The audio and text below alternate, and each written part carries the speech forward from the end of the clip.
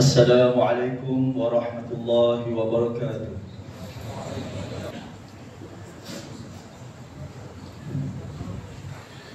Alhamdulillahil qail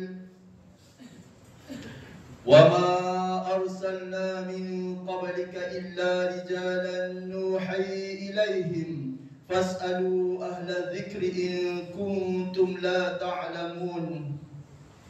أشهد أن لا إله إلا الله وحده لا شريك له وأشهد أن محمدا عبده ورسوله اللهم صل وسلم على سيدنا محمد وعلى آله وصحبه أجمعين أما بعد فيا أيها المسلمون اتقوا الله أوصيكم وإياي بتقوى الله فقد فاز المتقون.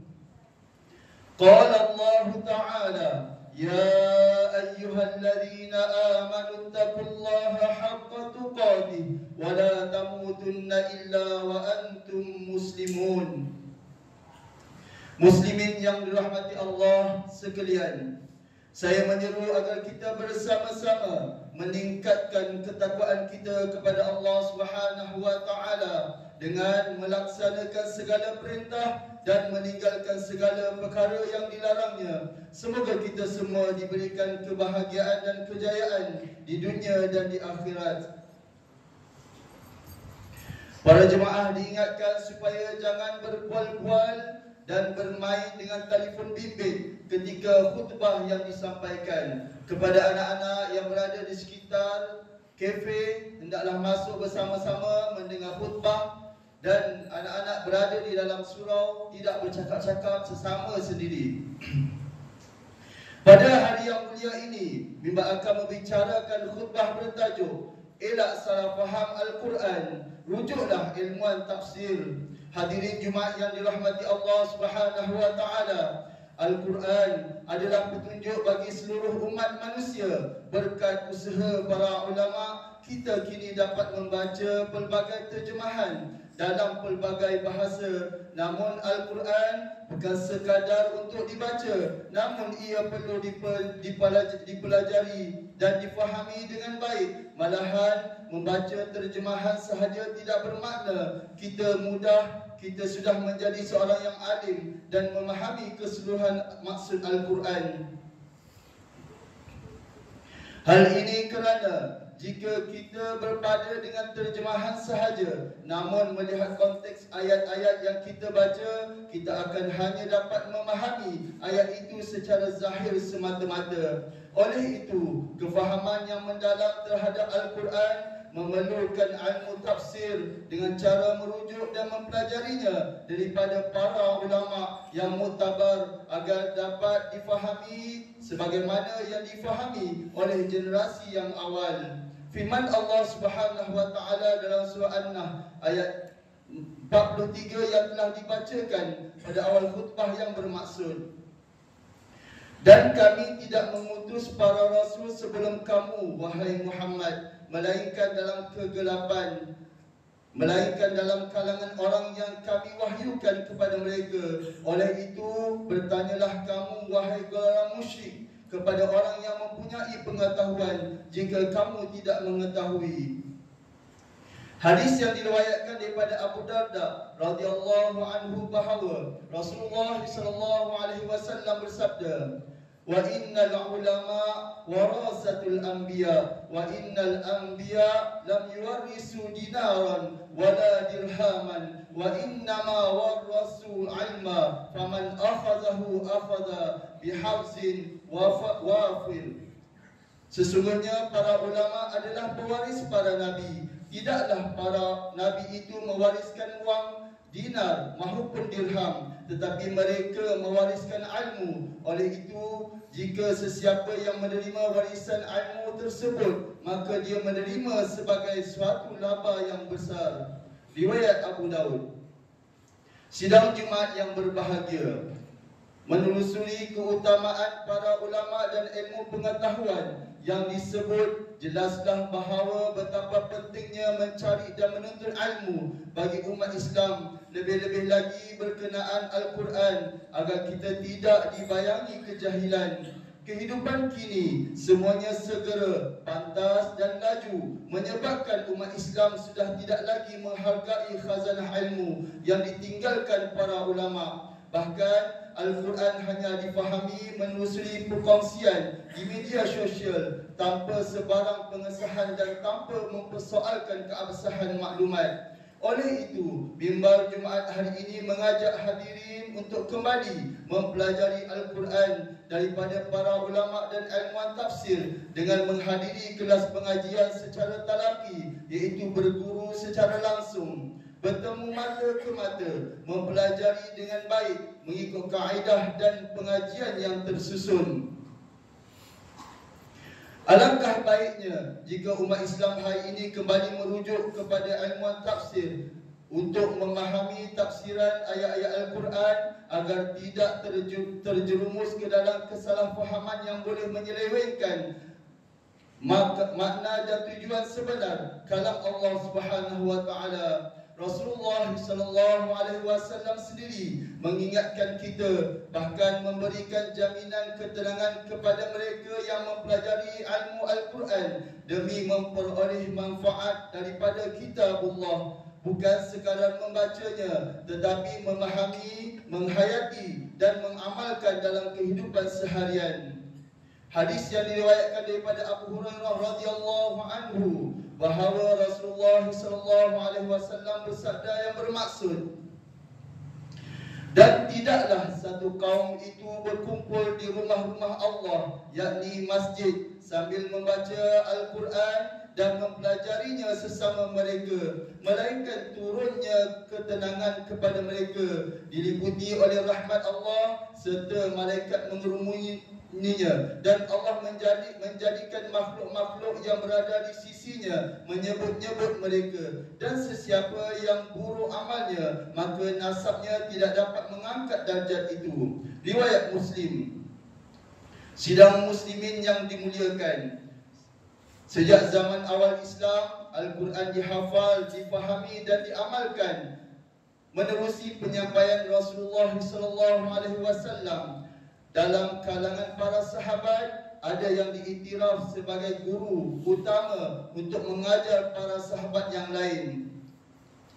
Hal ini kerana bilangan penganut Islam semakin berkembang, wujud keperluan guru atau alim yang mengajarkan kepada mereka yang baru menganut Islam. Malah mereka diutus ke tempat-tempat yang tertentu. Di negara kita juga, para ulama khususnya ilmuwan tafsir tempatan tidak terkecuali dalam usaha menyebarkan ilmu Al-Quran. Pengajian Al-Quran dan tafsir di Malaysia sudah bermula sejak lama dahulu, sama ada secara formal dan tidak formal. Pengajian bermula di rumah-rumah dan tok guru, surau, madrasah, masjid dan sebagainya. Pengajian yang berbentuk talaqi juga terus segar dikekalkan sehingga hari ini dan perlu diperluaskan. Mimbar Jumaat menggesa agar hadirin yang ada pada hari ini meneruskan usaha mengembangkan dan melestarikan ilmu-ilmu Islam dengan ikut serta dalam majlis pengajian secara talaqi. Antara kitab terkenal yang menjadi rujukan para ilmuwan dan penuntut ilmu adalah Tafsir Al-Jalalain karya Imam Jalaluddin Al-Mahali dan Imam Jalaluddin As-Sayuti. Kitab tafsir yang ringkas, padat dan mudah difahami ini menjadikan rujukan para ulama, sama ada di pusat pengajian tradisi maupun moden.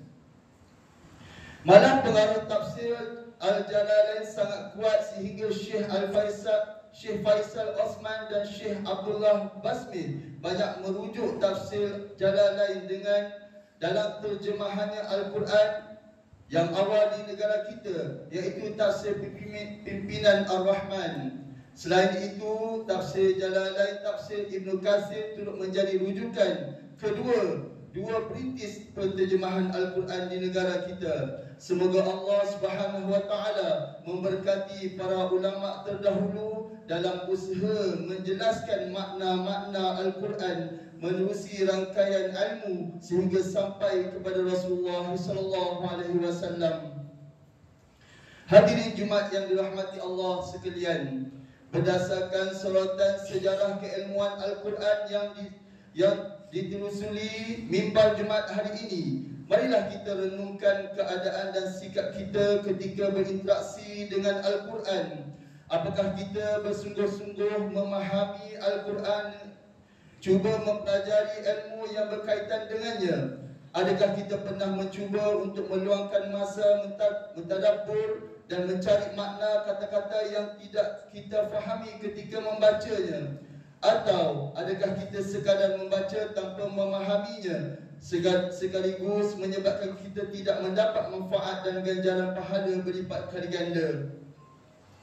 Kesemua persoalan itu perlu direnungkan. Sudah tentu jawapan kepada persoalan yang dibangkitkan mimbar hari ini memerlukan kesungguhan dan pengorbanan. Namun di zaman yang serba mencabar dan serba pantas ini, menuntut kita bermuhasabah setakat mana masa yang kita peruntukkan demi mendalami kalamullah, kalam Sang Pencipta yang telah memberikan kita petunjuk yang tiada keraguan padanya. Firman Allah Subhanahu wa taala dalam surah Al-Baqarah ayat 2 yang bermaksud, kitab Al-Quran ini tidak ada sebarang syak padanya tentang datangnya daripada Allah dan tentang sempurnanya. Ia pula menjadi petunjuk bagi orang-orang yang bertakwa. Hadirin yang dikasihi Allah Subhanahu wa taala, mengakhiri khutbah pada hari ini, marilah kita mengambil beberapa pengajaran untuk dijadikan pedoman dalam kehidupan seharian kita.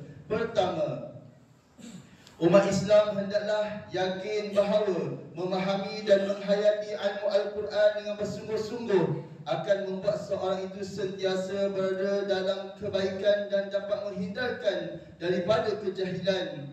Kedua, umat Islam hendaklah mengaji dan mendalami ilmu Al-Quran, bukan sekadar membaca tetapi melibatkan pemahaman, penghayatan dan pengamalan. Ia adalah untuk mendekatkan diri kepada Allah Subhanahu wa taala dan menjadi insan yang berakhlak mulia. Ketiga, umat Islam hendaklah yakin bahawa sesiapa yang membaca dan berusaha mempelajari Al-Quran dengan penuh ikhlas akan mendapat syafaat daripadanya serta menjadi hujah dan membela dirinya di hadapan Allah Subhanahu wa taala pada hari akhirat kelak. A'udzubillahi minasyaitonir rajim. Innal ladzina yatluna kitaballahi wa aqamus shalah wa anfaqu mimma razaqnahum sirran wa alaniyah yarjuna tijaratan lan tabur.